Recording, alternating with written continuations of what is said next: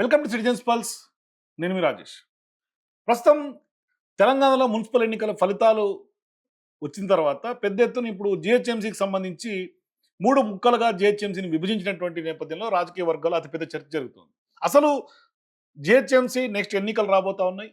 ఎందుకు 3 ముక్కలుగా విభజించింది ఇప్పుడు కాంగ్రెస్ పార్టీ, రేవంత్ రెడ్డి సర్కార్? ఇది అతిపెద్ద ప్రశ్న.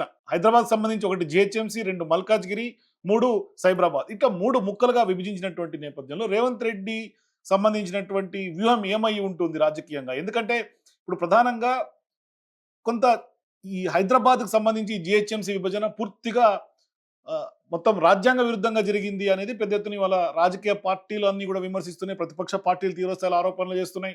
కేవలం దీని వెనకాల రాజకీయ ఎత్తుగడ, ఎజెండా ఉందనే అంశాన్ని కూడా వాళ్ళు లేవనెత్తున్నటువంటి నేపథ్యంలో అసలు ఎందుకు ఇప్పుడు ఇప్పటికిప్పుడు రేవంత్ రెడ్డి 3 విభాగాలుగా, 3 ముక్కలుగా జిహెచ్ఎంసీని విభజించడం జరిగింది? దీని వెనకాల ఉన్నటువంటి వ్యూహం ఏమై ఉంటుంది? మాట్లాడదాం. మనతో పాటు సీనియర్ విశ్లేషకులు కొత్త రవీంద్రబాబు గారు మనతో పాటు జాయిన్ అవుతున్నారు. ఇదే అంశం గురించి మనం మాట్లాడదాం. నమస్తే రవీంద్రబాబు గారు. నమస్తే సార్, 3 కార్పొరేషన్లు ఇప్పుడు జిహెచ్ఎంసీని 3గా విభజించింది ప్రభుత్వం. ఎందుకు విభజించింది అంటే ఏం చెప్తారు సార్?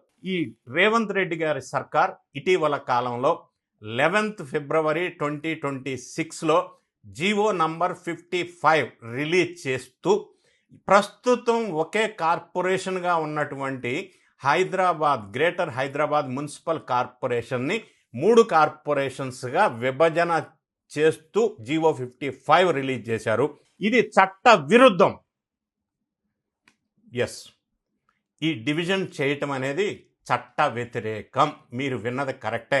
ఎందుకంటే ఈ మున్సిపల్ ఎలక్షన్స్ ఫలితాల తర్వాత మళ్ళీ జిహెచ్ఎంసీ ఎలక్షన్స్ పెడితే ఏ విధంగా ఉంటుందో అన్న ఒక అభద్రతా భావంతో ఈ జిహెచ్ఎంసీ ఎలక్షన్స్ వాయిదా వేయటంలో వ్యూహంలో భాగంగా చట్ట విరుద్ధమైన ఈ డివిజన్ ఇప్పుడు తీసుకొచ్చారు. కానీ ఇదే అంశంలో బీఆర్ఎస్ కానీ లేకుంటే ఇతర రాజకీయ నాయకులు కానీ, మేధావులు కానీ ఈ విభజనను పూర్తిగా వ్యతిరేకిస్తున్నారు, రాజ్యాంగ విరుద్ధం అంటున్నారు. అసలు వాస్తవం ఏంటి కొత్త రవీంద్రబాబు గారు? పొలిటికల్ పార్టీస్, బీఆర్ఎస్ కానీ మిగతా బీజేపీ వాళ్ళు కానీ దీని మీద ఎందుకు అడ్డుకునే ప్రయత్నం చేయటం లేదు? ఒక్క కిషన్ రెడ్డి గారు మాత్రమే జస్ట్ ఇటీవల కాలంలో ఇది సెన్సస్ సర్క్యులర్కి అగనెస్ట్గా చేశారు అని వ్యాఖ్యానించారు తప్ప మిగతా వాళ్ళు, ఏ పార్టీ వాళ్ళు కూడా దీన్ని ప్రతిఘటిస్తూ ఇది చట్ట విరుద్ధమైన పని ఎందుకు చేశారు అని క్వశ్చన్ చేయలేదు. ఈ డివిజన్ ఈ విధంగా చేసేటప్పుడు పబ్లిక్లో చర్చలు జరిపి పబ్లిక్ ఒపీనియన్ని పరిగణలోకి ఎందుకు తీసుకోలేదు? ఆయా పార్టీ నాయకులతో అఖిల పార్టీ మీటింగ్ పెట్టి ఎందుకు వాళ్ళని కాన్ఫిడెన్స్లోకి తీసుకోకుండా డివిజన్ చేశారు? ఆ విధంగా చెయ్యాలి కదా, అందరితో సంప్రదింపుల ద్వారా చేసి ఉండాలి. కానీ అలా చేసి ఉంటే ఇది చట్ట విరుద్ధం అనేది ఇక్కడే తెలుస్తుంది. వాళ్ళ వ్యూహం సక్సెస్ అవ్వదు అని వాళ్ళని పరిగణలోకి తీసుకోకుండా దీన్ని డివిజన్ చేసేసారు.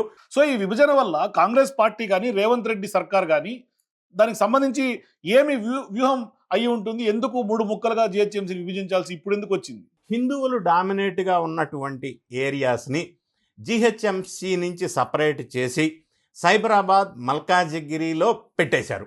అంటే ముస్లిం ఓటర్స్ ఎక్కువగా ఉండేటువంటి ఏరియాస్ని జిహెచ్ఎంసీ గ్రేటర్ హోదాతో కార్పొరేషన్ని ఏర్పాటు చేశారు. అందులో ఎక్కువగా ముస్లిం డామినేషన్ ఉన్న ఏరియాస్ మనం ఒకసారి చూసినట్టయితే జిహెచ్ఎంసీలో ఉన్నటువంటి శంషాబాద్ కానీ, రాజేంద్ర నగర్ కానీ, చార్మినార్ కానీ, గోల్కొండ కానీ వీటిల్లో ఎక్కువగా ముస్లిం డామినేషన్ ఉంటుంది కాబట్టి, ఎక్సెప్ట్ ఖైరతాబాద్ అండ్ సికింద్రాబాద్. దానివల్ల ఈ జిహెచ్ఎంసీ ప్రస్తుతం డివైడ్ చేయబడినటువంటి ఇందులో మేయర్గా ఎంఐఎం మజ్లిస్ అభ్యర్థి మేయర్ అయ్యే పరిస్థితి ఖచ్చితంగా ఉంది.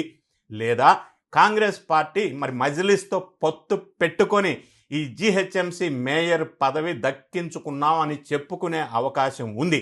కానీ మజ్లిస్ పార్టీ కాంగ్రెస్తోనే పొత్తు పెట్టుకుంటుందా, అసలు పొత్తు లేకుండానే మేయర్ పదవి తీసుకుంటుందా? ఈ విధమైన ఆలోచన కూడా ఉంది. మరి మజ్లిస్ వారికి మేయర్ పదవి అప్పచెప్పటానికి ఈ పర్టికులర్ ఏరియాస్ని జిహెచ్ఎంసీ కార్పొరేషన్లో వచ్చేటట్టు వ్యూహం పన్నారు. మరోవైపు ఇప్పుడు ఏదైతే సెన్సస్ సంబంధించినటువంటి సర్క్యులర్ ఎగ్జిస్టింగ్లో ఉన్నటువంటి నేపథ్యంలో ఆ రూల్స్ని వైలేట్ చేసి మరి ఈ విభజన వ్యాలిడ్ అయ్యే అవకాశాలు ఎంతవరకు ఉంటాయి సార్? సెన్సస్ జరగబోతున్న సందర్భంలో ఏ రాష్ట్రంలో కూడా డిసెంబర్ 2025 తర్వాత 31 డిసెంబర్ 2025 తర్వాత ఏ డిస్ట్రిక్ట్స్ కానీ కార్పొరేషన్స్ కానీ రెవెన్యూస్ కానీ అడ్మినిస్ట్రేటివ్గా కానీ ఎక్కడ కూడా డివిజన్ బౌండరీస్ చేయటానికి వీల్లేదు. మళ్ళీ చెయ్యాలి అని అనుకుంటే అంటే 31 మార్చ్ 2027 తర్వాత మాత్రమే చేయాలి, ఈలోపు చేయటానికి వీల్లేదు అనేది ఈ సర్క్యులర్ సారాంశం. దీని ప్రకారంగానే మరి ఇదే రేవంత్ రెడ్డి సర్కారు 3వ తారీఖు డిసెంబర్ 2025న 20 మున్సిపాలిటీసు 7 కార్పొరేషన్స్ గ్రేటర్లో విలీనం చేశారు. ఔటర్ రింగ్ రోడ్ లోపల ఉన్నటువంటి 20 మున్సిపాలిటీసు 7 కార్పొరేషన్స్ డిసెంబర్ 31 లోపు చేయాలి. కాబట్టి ఈ సర్క్యులర్ ప్రకారంగా 3 డిసెంబర్న విలీనం చేశారు. ఎందుకంటే దీని ప్రకారం తర్వాత డిసెంబర్ 31 తర్వాత చేయడానికి వీల్లేదు అని తెలుసు కాబట్టి. సో ఈ సందర్భంలో ప్రతిపక్ష పార్టీలు కనుక కోర్టును ఆశ్రయిస్తే కనుక ఏం జరిగే అవకాశాలు ఉంటాయి? కోర్టుకు వెళ్ళినప్పుడు కోర్టు జడ్జిమెంట్ ఇచ్చే అవకాశం ఉంది. రాజ్యాంగబద్ధమైన ఈ సర్క్యులర్ని ఆనర్ చేయాల్సిన బాధ్యత భారతదేశంలో అన్ని రాష్ట్ర ప్రభుత్వాల మీద ఉంది. ఇది వయలేషన్ కాబట్టి కోర్టు వారు సహజంగానే ఇది చెల్లదు అని జడ్జిమెంట్ ఇస్తారు. అప్పుడు సదరు మన రేవంత్ రెడ్డి గారి సర్కార్ ఏం చేస్తారంటే కోర్టు జడ్జిమెంట్ ఇచ్చింది ఇది చెల్లదు అని, అందుకని ఇప్పుడు ఎలక్షన్స్ పెట్టలేము, మనం ఏం చేయగలం అని ఆ నెపం అట్లా దొబ్బేసి ఎలక్షన్స్ని అవాయిడ్ చేసే ఒక అవకాశం వ్యూహంలో భాగంగా ఇది చేసి ఉండవచ్చు. ఎందుకంటే ఇది తెలియక చేసిన పని కాదు. నాబోటి వాళ్ళకే తెలిసి ఉంటే సబ్జెక్టు ఐఏఎస్ ఆఫీసర్స్ ఈ డివిజన్ చేసే వాళ్ళకి తెలియదు అని నేను అనటం లేదు. తెలిసే చేశారు, మాస్టర్ ప్లాన్ వ్యూహం ప్రకారమే చేశారు. సో ఇప్పుడు ఈ డివిజన్లో స్థానికంగా ఉన్నటువంటి రాజకీయ నాయకులకు ఏమన్నా కొంత ఇబ్బందులు తలెత్తే అవకాశం ఏమైనా ఉంటాయి సార్? ఆయా డివిజన్స్లో ఎంతో కాలం నుంచి కార్పొరేటరు, కౌన్సిలరు, ఇటువంటి మేయరు లాంటి పదవులు ఆశిస్తూ పనిచేస్తున్నటువంటి అన్ని పార్టీలకి చెందిన ఈ శ్రేణులు, ఈ రాజకీయ నాయకులు, రాజకీయ రంగంలో ఉన్నటువంటి వ్యక్తులు ఇప్పుడు చాలా డిసప్పాయింట్గా ఉన్నారు. ఎందుకంటే వాళ్ళకి రావాల్సిన ఆశించిన పదవులు ఇప్పుడు ఈ డివిజన్ వల్ల కొంత కోల్పోయే అవకాశం ఉంది అని కూడా ఆ శ్రేణుల నుంచి నిరాశ వ్యక్తం అవుతున్న సందర్భం కూడా మనం చాలా కాలం నుంచి చూస్తూనే ఉన్నాం. అయినప్పటికీ ఈ హుటాహుటిన ఈ హైదరాబాద్ జీహెచ్ఎంసీని 3 ముక్కలు చేయటం అనేది సహేతుకమైంది కాదు అని తెలియచేశారు, చట్ట విరుద్ధమని తెలిసి చేశారు. ఈ విధంగా వ్యూహాత్మకంగా ఒక మాస్టర్ ప్లాన్ వేసుకొని కాంగ్రెస్ సర్కారు వారు దీన్ని చేశారు. సార్ ఓవరాల్గా ఈ జిహెచ్ఎంసీకి సంబంధించిన విభజన లాభమా నష్టమా అంటే ఏం చెప్తారు? ఇప్పుడు మనం ఇంకొక విషయం గమనించినట్టయితే పాత జీహెచ్ఎంసీలో ఉన్నటువంటి శరిలింగంపల్లి కానీ, కుకట్పల్లి కానీ, ఎల్బీ నగర్ కానీ, ఉప్పల్ జోన్స్ నుంచి బల్దియాకు భారీగా ఆస్తి పన్ను ఎక్కువ వస్తుండే, అంటే ఇన్కమ్ ఎక్కువ వచ్చేటువంటి జోన్స్ ఇవి.